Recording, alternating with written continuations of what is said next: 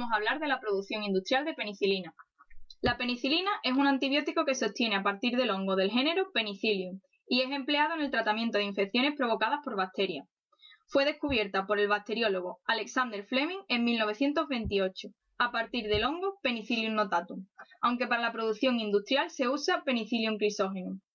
La penicilina pertenece al grupo de los beta-lactámicos. La mayoría son derivados del ácido 6-aminopenicilílico, 6-APA, cuya estructura comprende un anillo beta-lactámico unido a un anillo tiazolidínico. Se distinguen distintos tipos de penicilina en función de la sustitución de la cadena lateral. Hay dos tipos principales que han sido producidos a escala industrial, la penicilina G y la V, siendo la primera la más usada de las dos. Para la producción industrial de penicilina, inicialmente se usaba el método de superficie. Este se basaba en el crecimiento del hongo en la superficie de una delgada capa de medio de cultivo, puesto en bandejas o botellas. Actualmente se utiliza un nuevo método comercial llamado fermentación sumergida, permitiendo una reducción del coste. Concretamente, nos centraremos en el segundo método. Aquí podemos ver un esquema típico de producción de penicilina.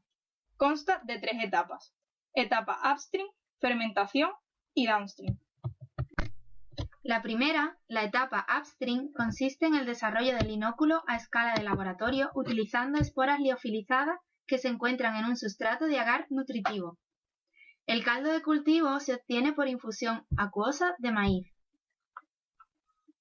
añadiendo de un 2 a un 3% de lactosa y compuestos inorgánicos.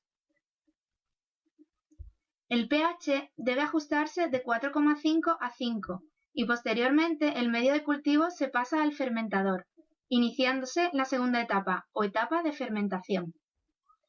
El reactor utilizado está equipado con un agitador vertical, un sistema de introducción de aire esterilizado por filtración y serpentines para mantener la temperatura deseada. El hongo se introduce por medio de conducciones estériles con ayuda de aire a presión. Durante el crecimiento, el medio se esteriliza por vapor a presión y la temperatura se mantiene entre 23 y 25 grados centígrados.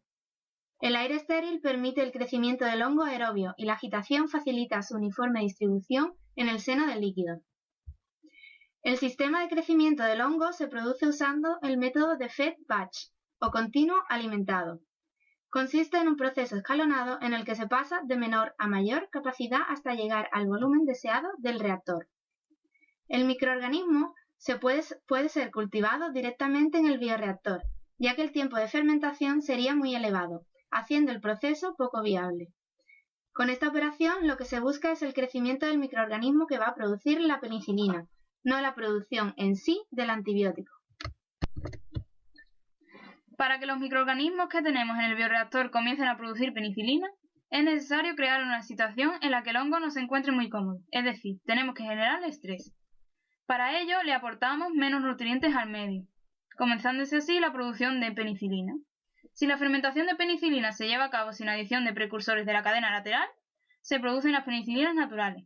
Sin embargo, si se añade, la fermentación puede ser controlada de forma adecuada, produciéndose penicilinas biosintéticas, como la G y la V. Después de la fase de crecimiento, el cultivo llega a la fase real de producción de penicilina. Tras finalizar la fermentación, una vez conseguidos los niveles de penicilina deseados, se iniciaría la última etapa o downstream. Esta consiste en la separación del hongo del líquido que contiene el antibiótico y la posterior purificación y cristalización del mismo.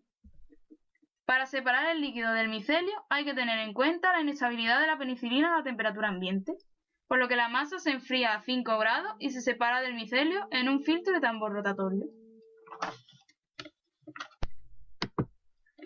Este tipo de filtros se basan en la filtración a vacío, permitiendo de esta forma que el micelio quede atrapado en el filtro formando una torta que será posteriormente retirada con una cuchilla.